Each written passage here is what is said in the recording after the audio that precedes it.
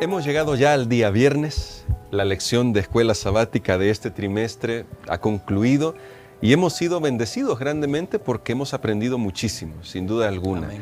Agradecemos mucho al pastor Dani Perla que nos ha acompañado en todo este estudio, pero no nos estamos despidiendo de él porque todavía nos queda mucho que estudiar, pastor. Así es. La Biblia es un tesoro inagotable y por eso les recordamos que ya tenemos aquí en El Salvador la última lección, o la próxima lección quiero decir, estoy hablando de esto, de la última, la próxima lección ya está, la promesa, el pacto eterno de Dios. Será un tema fascinante, pastor. Totalmente. Muy bien, entonces hoy queremos hacer un breve repaso de lo que hemos estudiado esta semana, este trimestre, y queremos que nos acompañe en oración para pedirle a Dios su sabiduría. Bondadoso Dios y Padre eterno, por favor, acompáñanos para aplicar todo lo que hemos aprendido en nuestra vida, de tal manera que podamos vivir más cerca de ti todos los días. Amén. En el nombre de Jesús lo rogamos. Amén. Amén. Pastor Dani Perla, hemos hablado durante esta semana de algunos temas bastante interesantes, pero quizás como para hacer un resumen general, ¿cuál es el mensaje en sí de Isaías para nosotros que vivimos en el siglo XXI? Tuvo una importancia en su tiempo, pero para nosotros que vivimos en el siglo XXI, ¿qué nos dice todo este libro que hemos estudiado? Isaías presenta el Evangelio, y el Evangelio son las buenas nuevas de salvación, a través del Mesías, del siervo sufriente, a través de Jesucristo, que creo que es el problema más grande que tenemos los seres humanos, es el pecado, pero hay un salvador del pecado. Recordemos ese nombre en Manuel que Dios estaba profetizando con mucha anticipación, que iba a ser su presencia, Dios con nosotros en esta tierra, a través de la venida de Cristo Jesús.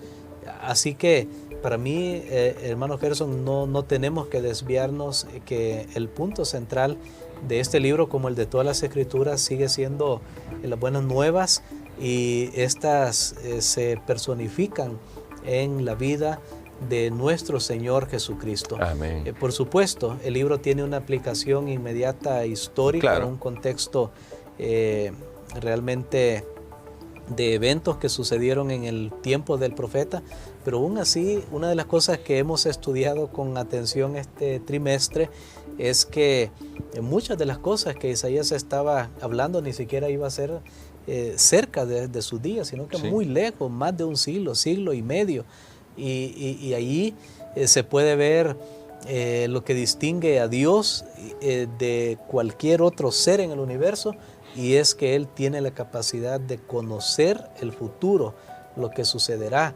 Y por eso es que cuando Él dice, hijo mío, confía en mí, acepta mi camino, es porque Él sabe lo que es mejor para nosotros. Y a propósito de eso, pastor, que usted está mencionando, de cómo Dios, que conoce el tiempo, el futuro, y puede dirigir la historia, me llama la atención que en el libro de Isaías, en su primera parte, la parte histórica, si lo podemos llamar así, nos presenta a Dios activo en la historia de su pueblo.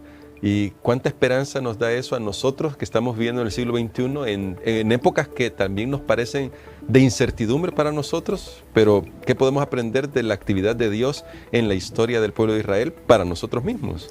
Bueno, yo creo que lo vemos al principio del libro, pero también lo vemos al final, por ejemplo, cuando Dios se presenta al pueblo de Israel, y lo hace también para nosotros. ¿Sabe que aquí en Isaías hay una exclamación que hace el profeta en Isaías capítulo 64? Creo que íbamos a pasar por alto eso, pero en Isaías capítulo 64 el profeta exclama: si rasgaras los cielos y descendieras, antes tu presencia se derritieran los montes.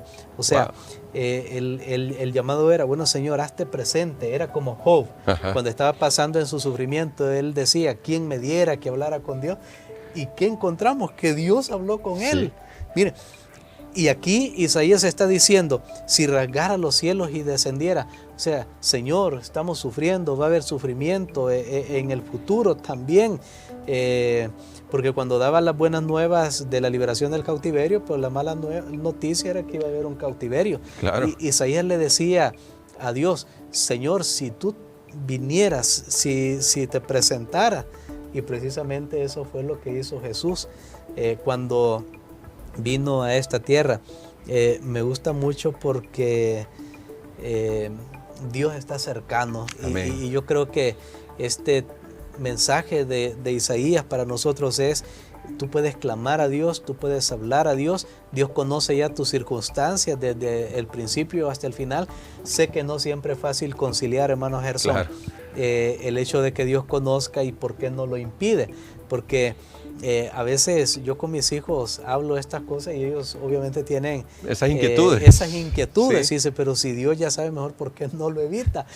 Va a ser, no es fácil responder a esto, pero lo que sí podemos hacer, tal vez si no vamos a entender, sí podemos confiar de que Dios nos ama, de que Dios tiene un plan para nuestra vida.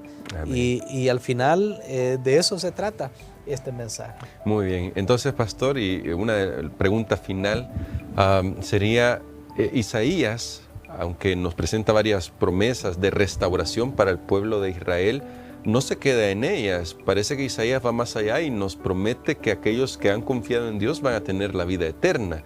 ¿Por qué es tan importante entonces, con base en todo lo que hemos estudiado este trimestre, esta promesa de la vida eterna? Porque es lo que va a cumplir toda nuestra esperanza, toda nuestra expectativa. En este mundo que vivimos hay pecado, hay algo que está mal ya en nuestros genes, en este mundo, en la naturaleza. Todo ha sido contaminado por el pecado, y aún que podamos vivir una buena vida aquí en la tierra es limitada. Sí. Y aún que Dios nos diera 1.000.000 de años en pecado, es limitado, y más bien prolongaría el sufrimiento en este mundo. Imagínense una persona viviendo 500.000 años con cáncer. No, aunque está vivo, pero realmente produce mucho sufrimiento. Aquellos que hemos experimentado el sufrimiento de un familiar por largos años, nos damos cuenta que no es una buena idea. Sí. Pero por eso es que Dios siempre habla de una restauración total. O sea, Dios no va a hacer nada más un maquillaje a esta tierra, sino que Dios va a hacer algo de raíz. Wow. Va a arrancar el mal de tal manera que el mal no se aparezca más, y Él va a crear, como termina la promesa de Isaías, Él va a crear cielos nuevos y tierra nueva. O sea, es lo que se ha dicho también en este mensaje. Incluso fue un libro del paraíso perdido al paraíso restaurado. O sea, lo que Dios quiere es llevarnos de regreso a esos orígenes. Y algo que me gusta es que Dios nunca perdió la esperanza, Dios nunca perdió el ánimo para volver a restaurar, porque Él podría haber creado estas tierra nueva y este cielo nuevo sin nosotros. Sí, ojo. Podría, sí. Él pudo haber destruido a Adán y Eva y volver a crear otra vez sin ellos.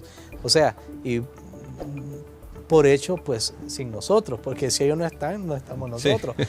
Sí. Pero no, Dios con ellos mismos siguió intentando. Entonces, yo tengo una palabra de esperanza, aunque usted no entienda, amigo o amiga, no entienda lo que está pasando, por qué. Yo lo único que le digo es: solo confíe en el Señor, espere en Él, manténgase en comunión con Dios, aun que las circunstancias puedan ser difíciles, sean causadas por sus propios actos pecaminosos, o sea, por ser ciudadano de este mundo en pecado. No importa, pero si usted espera en Dios, hay paz para este momento, pero sobre todo hay restauración total al final. Amén. Bueno, creo que podemos orar por esto. Y antes de la oración, pastor, yo quisiera terminar justamente con esta lectura que aparece en el Conflicto de los Siglos. En el último párrafo del Conflicto de los Siglos se resume lo que hemos estado estudiando durante todo este trimestre. El gran conflicto ha terminado. Ya no hay más pecado ni pecadores. Todo el universo está purificado. La misma pulsación de armonía y de gozo late en toda la creación. De aquel que todo lo creó manan vida, luz y contentamiento por toda la extensión del espacio infinito. desde el átomo más imperceptible hasta el mundo más vasto, todas las cosas, animadas e inanimadas, declaran en su belleza sin mácula y en júbilo perfecto que Dios es amor. Amén. Creo, pastor, que podemos orar porque Dios nos está llevando ya a este desenlace. Muy pronto lo hemos de experimentar en nuestra vida. Amén. Vamos a orar. Padre que estás en los cielos, te agradecemos, Señor, porque sabemos que al final hay triunfo y hay victoria para el bien. Gracias porque tú estás activo en tu creación y tú estás también persuadiéndonos, llamándonos, diciéndonos, vengan, tomen del agua de vida gratuitamente. Tú quieres que abramos los ojos y que si estamos gastando nuestras energías en aquello que nos satisface, podamos mirarte a ti y ser salvos. Bendice a cada persona que tuvo la oportunidad de estudiar tu palabra este día, durante este trimestre. Que esto, Señor, nos haga mejores personas. Todo esto lo pedimos en el nombre de Jesús. Amén. Amén.